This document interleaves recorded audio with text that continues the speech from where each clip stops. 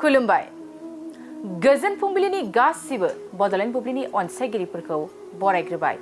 दिनै 30 जुन रबिबारनि फानजामुथिखौ फरायथिनो लादों आंखिलिखां ब्रह्मआ फानजामुथिनि गिबियाव दं मेष राशि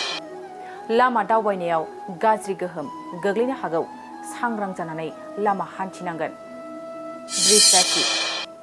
माबा मोनसे जाहोननि थाखाय लोगोजों बदनाम खालामजागोन दुखु दाहाजोंनो साना बारलांगोन मिथुन राशि लुबैना थानाय मुवा बेसादखौ मोनफुंगोन रंजा खुसिनो साना बारलांगोन कर्कट राशि गोदान रादाय खानो हागोन नखरा खुसिजों साग्लोबगोन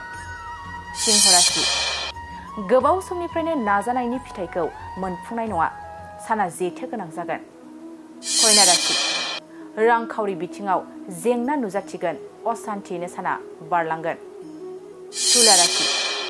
नखरनि माबा मोनसे हाबायाव बाहागो मोनफागोन गोसोआ गोजोननाय मोनगोन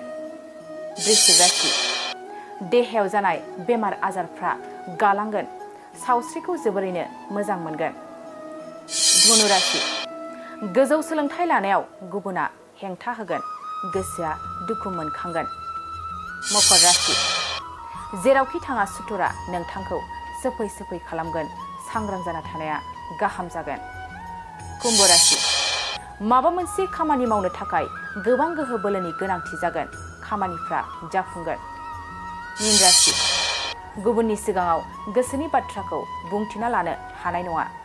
गोसोखौ उसुखुथु मोनबाय थागोन दिनै सानसेनि राशि फरायथिनायाबो एसेनोसै आसा खालामो नोंथांनि दिनैनि साना मोजाङै मोजां थांगोन बेखौ बडलेण्ड बुब्लि नखरनिफ्राय मिजिंथिबाय गोजोन्थों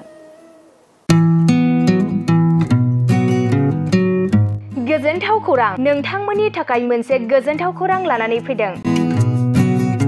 अदालगुरि जिल्लानि सिङाव थानाय डिमाकुसि नोगोराव नोंथांमोननि थाखाय अरदाब दा बड' किटचेन मुंनि गंसे गोदान हटेला गोजोनथाव खौरां लानानै फैदों नोंथांमोना बे अरदाब दा बड' किटचेन हटेलाव साहा कफि आइसक्रिम फास्ट फुड आखाइजों बानायनाय ग्रीन टि न'आव बानायनाय आसार गाइखेरनि एन्थाब आरो ओंखामजों जेरै अमा दाउ बोरमा साम' खुसिया अमा गोरान नाफाम बायदिसिना बर'नि ओंख्रिखौ बे अरदाब दा बड' किटचेन हटेलाव जानो हागोन अरदाब दा बड' किटचेन हटेला डिमाकुसि सेन्ट्रेल बेंकनि खोलाहा बरुवा रेडिअ मबाइल गलाजों नांजाबनाय सोरबाफोर अरदाब दा बड' किटचेन हटेलाव बायदिसिना जामुं आदार जानो थाखाय सिगांग्रो अर्डार हरनोब्ला नैबे 8135967290 जामबुं नाम्बाराव कल खालामनानै बुकिं खालामहरनो हागोन गोजोनथाव खौरां अरदाब दा बड' किटचेन हटेलाव गोबां न'आव बानायनाय मोजां जाग्रा आदारखौ मोननो हागोन